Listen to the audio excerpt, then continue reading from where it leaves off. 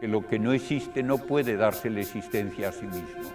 La existencia del universo no puede explicarse sino como creación. Y si el universo no es eterno, entonces ¿cómo comenzó? Pero si yo quiero explicar algo completamente, no me basta con lo que me dice un físico o un químico. Si el hombre nos aparece como razón de ser del universo, no quiere decir eso que no pueda existir vida inteligente en otros lugares, porque la palabra hombre no quiere decir simplemente uno de nuestra raza, sino que quiere decir, como decimos en filosofía, un ser viviente racional, un ser viviente que es capaz de pensar, que es capaz de hacer ciencia, de escribir poesía, de tener un sentido de responsabilidad, de actuar libremente y de conocer y amar a Dios.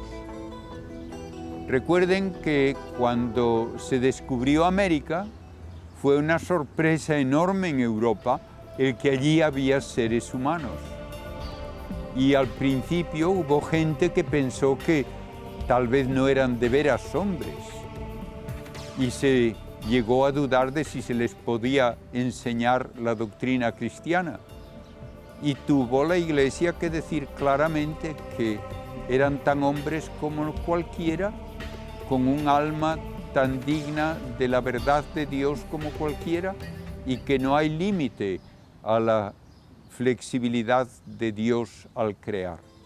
Se cuenta de San Agustín que en aquella época en que él vivía todavía se mantenían bastantes restos de mitología romana, que alguien le preguntó si los centauros, que eran mitad potro y mitad hombre, tenían alma o no. Y se cuenta que él contestó, pues es una pregunta muy interesante. Cacen uno y tráiganmelo y entonces les contestaré. Bien, a veces cuando alguien me pregunta si hay vida inteligente fuera de la Tierra y si tienen también un destino eterno, yo diría, podría pedir, tráiganme uno y le respondo.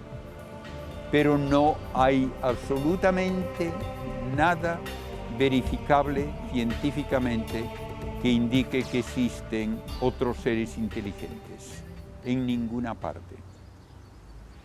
Hablando de cómo la Tierra es un planeta habitable, llegamos a la conclusión de que es muy difícil que se den tantas coincidencias de nuevo como se dieron para que la Tierra sea habitable. Y voy a mencionar una coincidencia muy curiosa. Hay 4 planetas cerca del Sol que tienen una composición parecida a la Tierra.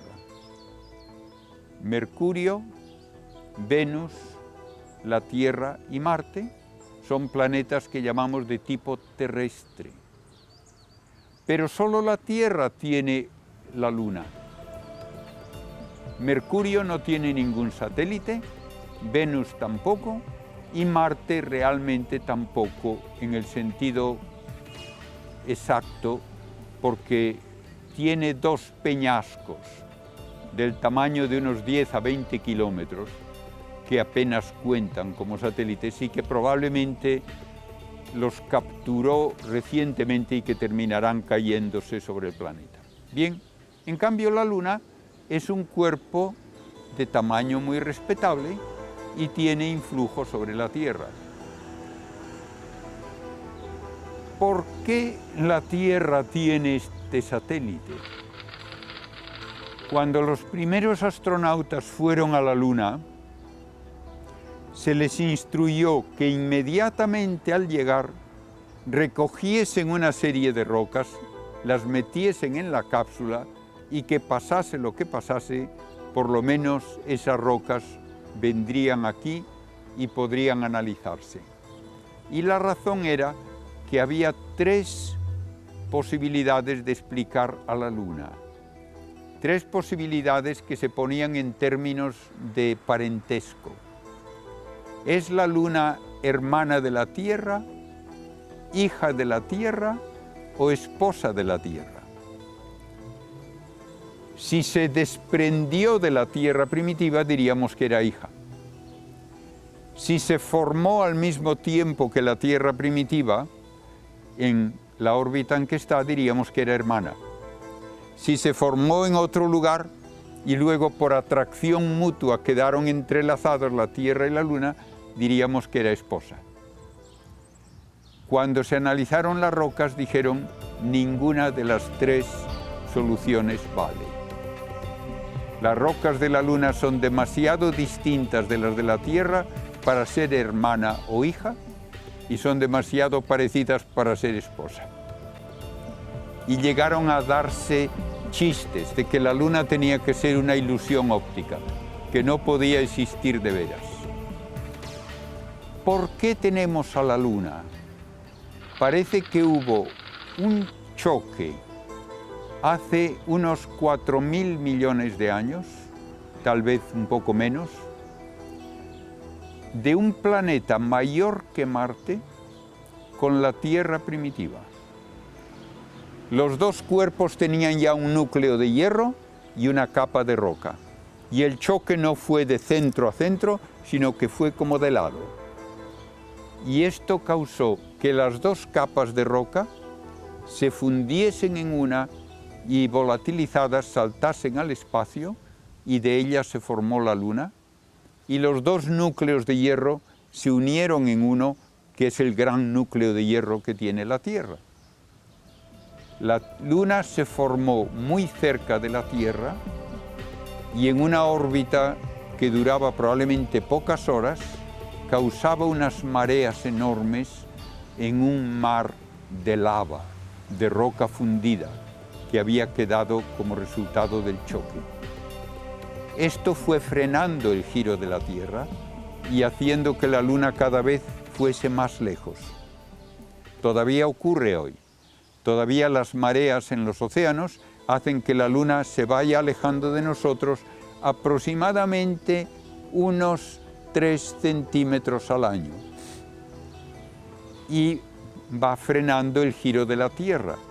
De modo que hace 400 millones de años, el día duraba solamente 21 horas y había 400 días en el año. Todo esto interesante, pero no parece muy importante. Pero lo que sí resulta ser importante es que el eje de la Tierra, el eje de giro, se mantiene con la misma inclinación mientras vamos alrededor del Sol, una inclinación de 23 grados y medio con respecto a la perpendicular de la órbita. Si no existiese la Luna, la Tierra cabecearía como un trompo, como una peonza, cuando está acabándosele el giro. Entonces empieza a cabecear. Y la Tierra cabecearía desde estar perfectamente perpendicular a la órbita del eje a estar más de 60 grados. Y esto cambiaría el clima de una manera catastrófica y no hubiese podido haber una evolución hasta el ser humano. En cambio, porque la Luna actúa como balancín, el eje se mantiene casi siempre idéntico, cambia apenas 1 grado, nada más. Y por eso tenemos las estaciones y tenemos un clima estable. Pues bien, ¿qué probabilidad hay de que en otro sistema planetario se dé un choque así, con esas características, en el momento adecuado? Probablemente ninguna. Hace unos 30 años, un científico astrofísico americano muy conocido, Carl Sagan, y otro ruso, Shklovsky, escribieron un libro con el título Vida inteligente en el universo y calculaban que en la Vía Láctea, nuestra ciudad cósmica, deberían existir por lo menos 1 millón de planetas con vida inteligente, mucho más desarrollada incluso que la nuestra.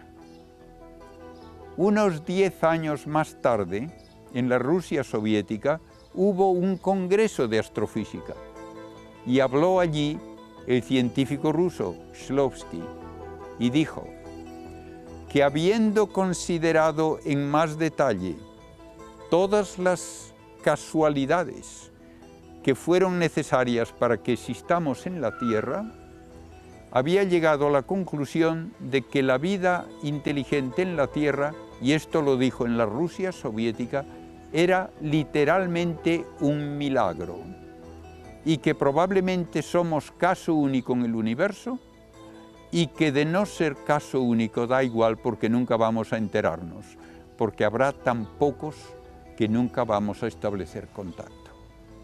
Bien, esto no es lo que todo el mundo admite, hay gente que sigue buscando extraterrestres, pero, como digo, es un cambio de opinión de una persona importante y respetada que antes pensaba que habría 1 millón de humanidades solo en la Vía Láctea y termina diciendo que probablemente somos caso único en todo el universo.